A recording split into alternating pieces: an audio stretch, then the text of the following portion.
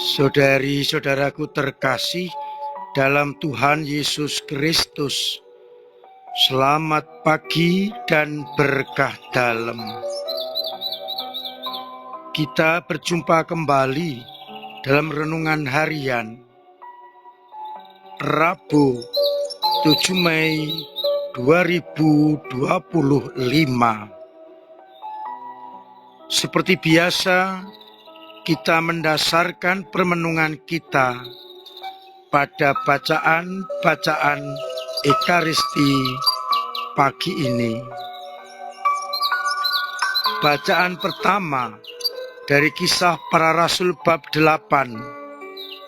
ayat 1b sampai 8. Dikisahkan setelah Stefanus dibunuh, mulai penganiayaan yang hebat terhadap jemaat-jemaat di Yerusalem. Mereka semua, kecuali rasul-rasul, tersebar ke seluruh daerah Yudea dan Samaria. Orang-orang yang saleh menguburkan mayat Stefanus. Namun demikian, Saulus tidak peduli. Ia terus berusaha membinasakan jemaat-jemaat itu. Masuk ke rumah-rumah, menyeret mereka, baik laki-laki maupun perempuan, untuk dimasukkan dalam penjara. Namun orang-orang yang melarikan diri sambil memberitakan Injil Kerajaan Allah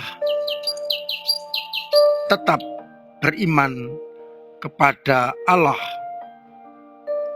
Filipus pergi ke suatu kota di Samaria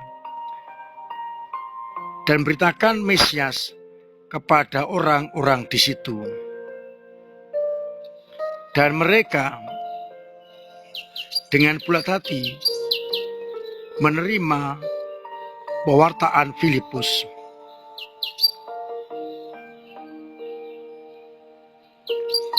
Karena melihat tanda-tanda yang dibuat oleh Filipus. Sedangkan pada bacaan Injil dari Injil Yohanes bab 6 ayat 35-40, Yesus di rumah ibadah di Kapernaum berbicara kepada orang banyak bahwa dialah roti hidup. Barang siapa datang kepadanya tidak akan lapar lagi, dan barang siapa percaya kepadanya tidak akan haus lagi.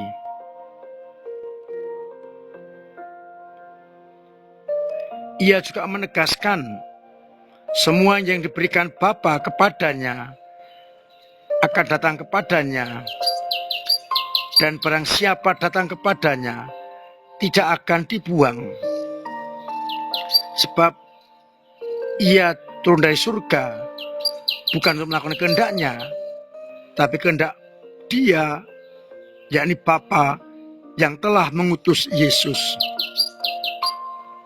Kehendak Bapa ialah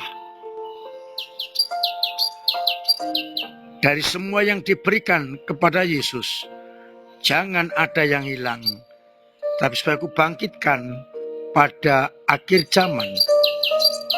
Sebab inilah kehendak Bapa, yaitu supaya setiap orang yang melihat Anak dan yang percaya kepadanya beroleh hidup yang kekal, dan supaya aku membangkitkannya, supaya Yesus membangkitkannya pada akhir zaman.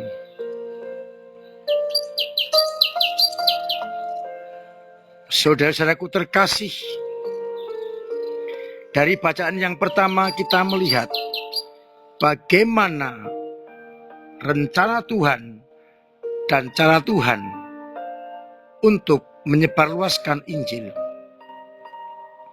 Ketika jemaat dianiaya, maka sebagian besar kecuali rasul-rasul meninggalkan Yerusalem, melarikan diri. Justru saat itulah kesempatan untuk memberitakan Injil. Cara-cara seperti itu sering dipakai Tuhan sampai hari ini.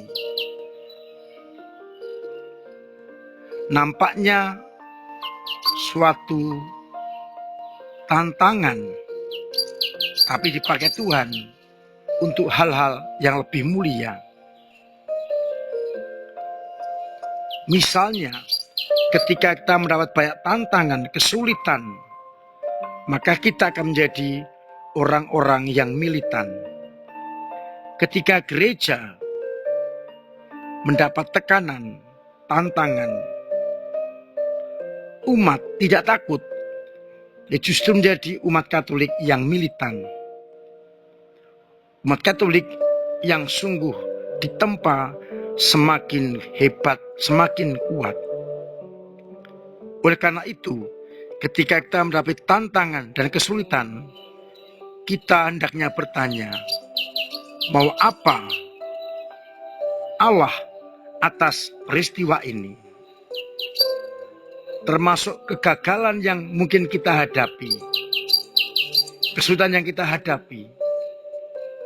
Janganlah kita ngelukru, tapi bertanya, mau apa di balik peristiwa itu? Maka kita akan semakin berguna untuk perkembangan kerajaan Allah, berguna untuk kedewasaan kita, berguna untuk iman kita. Dari bacaan Injil sangat jelas pesannya bahwa kita sejak semula dikehendaki agar tidak binasa. Karena barang siapa datang kepada Yesus tidak akan ditolak, tidak akan dibuang, kecuali membuang diri.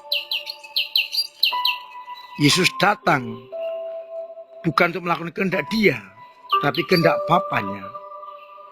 Dan kehendak Bapa hanyalah satu,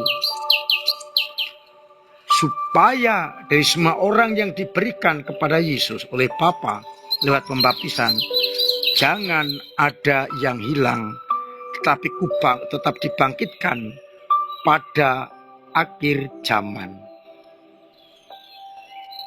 Maka tugas kita hanyalah setia mempertahankan martabat pembaptisan dan hidup sesuai dengan martabat itu.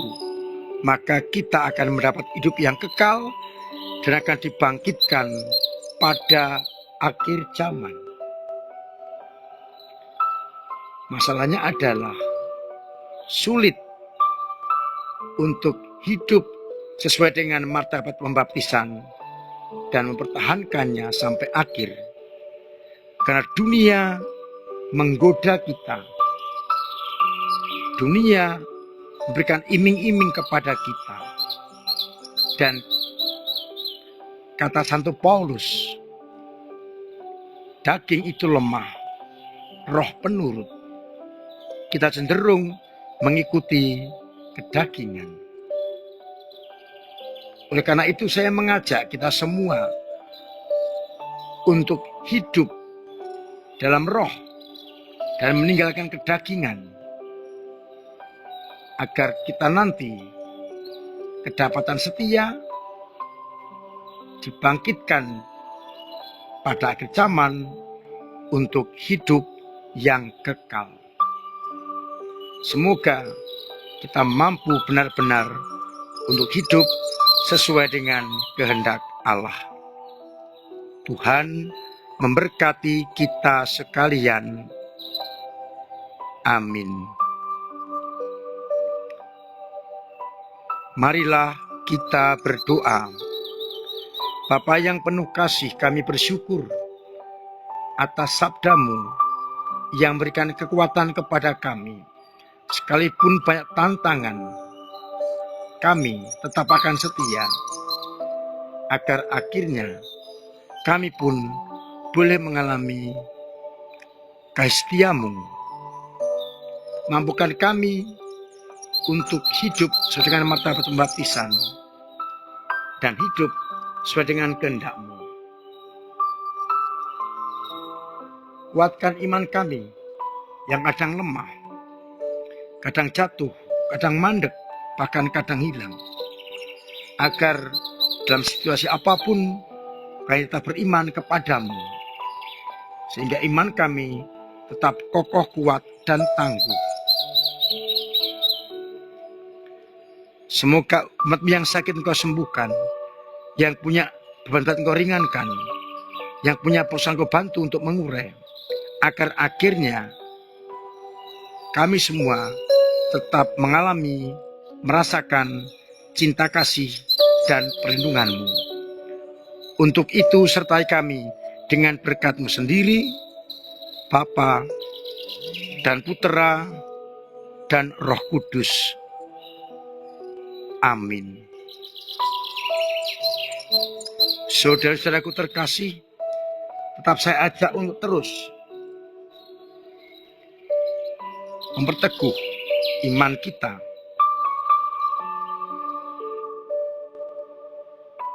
memiliki pola hidup yang sehat, dan menjadi orang Katolik yang baik. Terima kasih untuk semua usaha panjenengan dalam ambil bagian karya gereja lewat doa-doa, lewat pemberian diri, tenaga dan karya, serta pemberian dana yang mendukung pelayanan gereja. Terima kasih juga untuk budi baik panjenengan dalam penggalangan dana dari Paroki Bandung Wonosari Gunung Kidul. Masih tunggu amplop-amplop yang belum dikembalikan. Silakan setelah diisi dimasukkan ke kotak-kotak di dekat pintu masuk gereja. Ditunggu sampai 2 minggu ke depan. Siapapun yang masih ingin menambahkan atau transfer, dipersilahkan untuk menunjukkan sikap kita hidup sebagai jemaat yang perdana, saling menolong dan saling membantu. Apabila panjenengan transfer, tolong kami diberitahu supaya bisa kami rekap.